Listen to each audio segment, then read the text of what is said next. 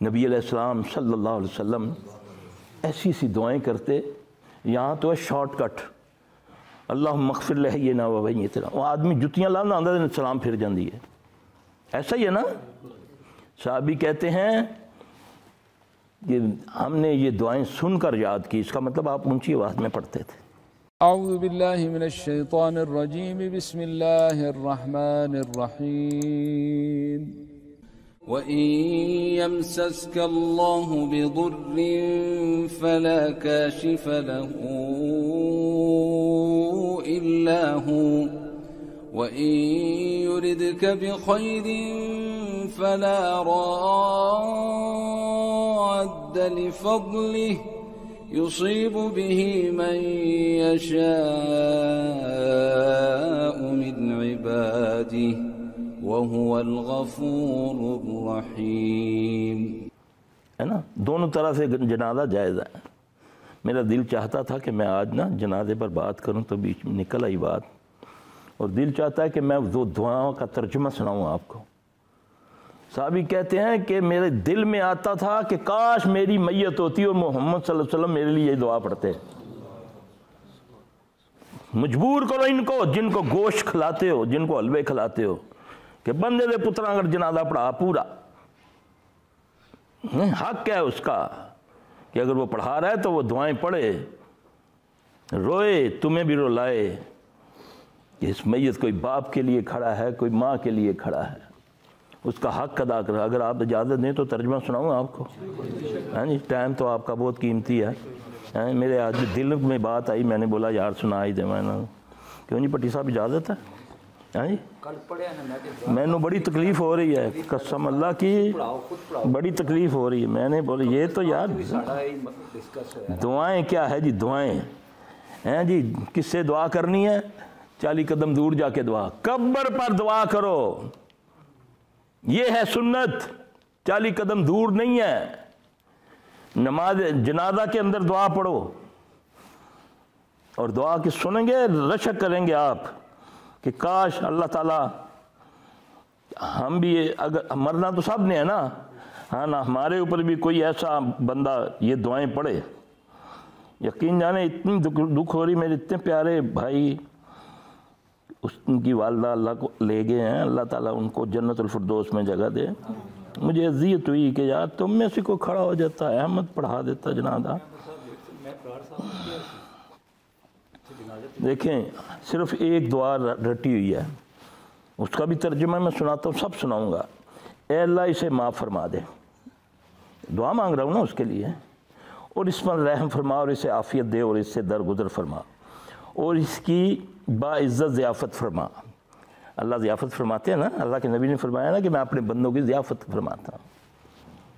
اور اس کی قبر کو فراخ کر دے، اور اس کے گناہوں کو دھو ڈال پانی، برف، اولوں کے ساتھ، اور اسے گناہوں سے اس طرح صاف کر دے جیسے تو نے سفید کپڑے کو میل سے صاف کر دیا۔ کبھی سنی یہ دعا؟ خود بھی سیکھو نا، سارا پتہ آئی ٹی کا میں ایکسپرٹ ہوں جی، میں نے پی ایچ ڈی کیا ہوا ہے جی، آخرت کے لیے کچھ بھی نہیں کیا ہوا۔ جیسے تو نے سفید کپڑوں کو میل سے صاف کیا، اور اس کے گھر کے بدلے میں بہتر گھر دے، گھر والوں کے بدلے بہتر گھر والے، رفیق حیات کے بدلے بہتر رفیق حیات آ فرما۔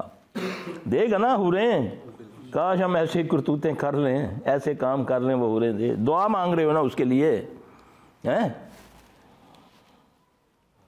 اور اسے جنت میں داخل کر، اسے بچا لے قبر کے عذاب سے اور آگ کے عذاب سے۔ یہ ایک دعا۔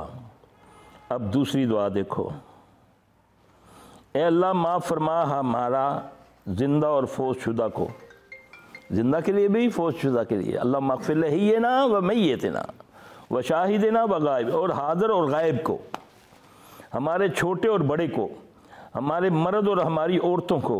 اے اللہ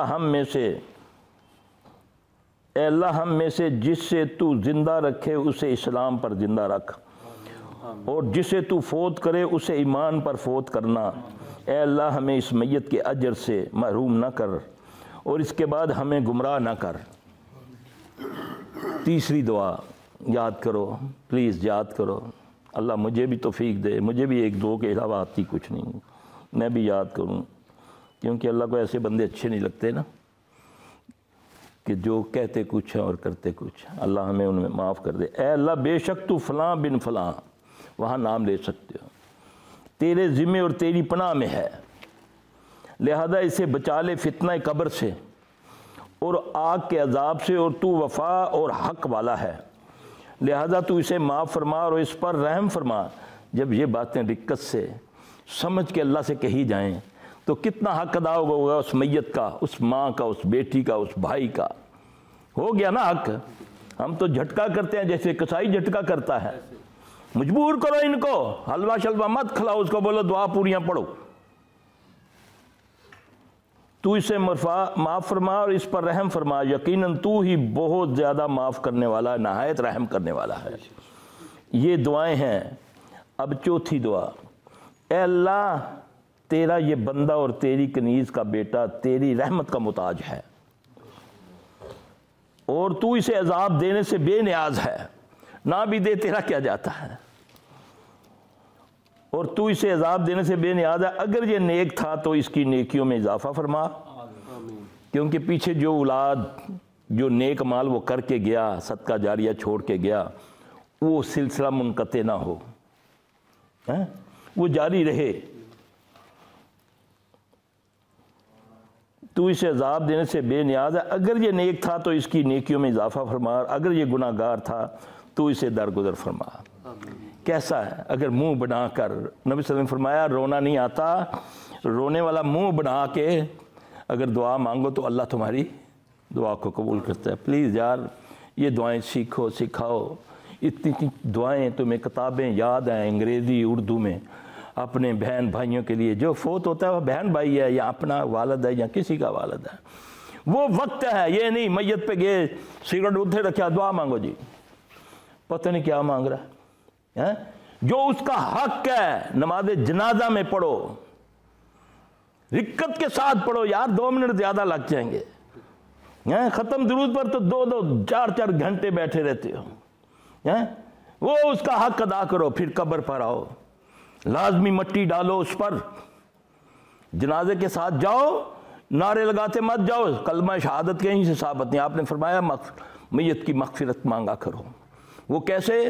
مرد ہے تو کہتے جاؤ اللہم اغفر لہ ورحمہ، عورت ہے تو اللہم اغفر لہا ورحمہا، منہ میں پڑھتے جاؤ، ساتھ چلتا جا رہا ہے بھائی، وہ ہنستے جا رہے ہیں، باتیں کرتے جا رہے ہیں، وہ میت کے لیے کیا آئے ہو، پڑھتے جاؤ۔ اگر مرد ہے اللہم اغفر لہ، عورت ہے تو اللہم اغفر لہا، اگر اللہ نہ کرے 2-3 جنازے ہیں تو اللہم اغفر لنا ورحمنا، یعنی اس میں ہم سب آگے، میری بھی اس کی بھی، یہ پڑھتے جاؤ۔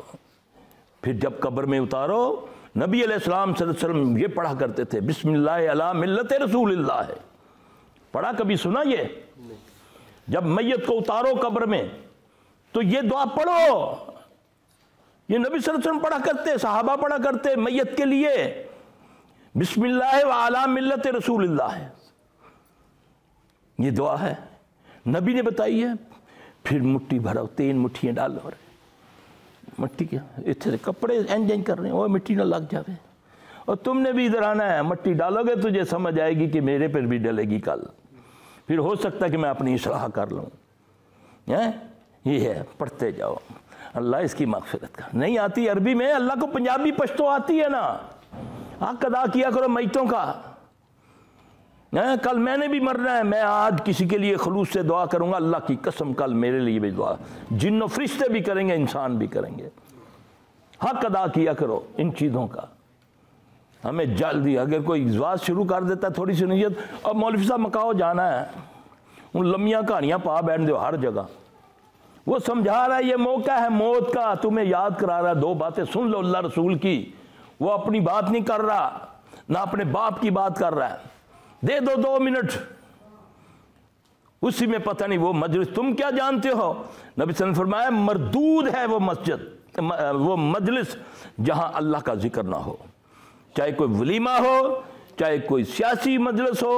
نبی صلی اللہ علیہ وسلم میں بہت سخت لفظ، بعض چیزوں میں 3-4 جگہ یہ حدیث ہے، مردود ہے وہ مجلس جس میں جو اللہ کے ذکر سے خالی ہوتی ہے۔ تو اللہ مجھے آپ کو سمجھ عطا فرمائے۔ میرے بھائی یہ چیزیں ہیں، سیکھو، یہی کام آنا ہے، ہم نے یہاں سے چلے جانا ہے، آج ہوں کل نہیں ہوں، نہ کوئی رہا نہ رہے گا، ایک ذات اللہ کی ہے وہی رہے گی۔ تو میری اور آپ کی نجات محمد صلی اللہ علیہ وسلم کے طریقے پر چل کے ہے۔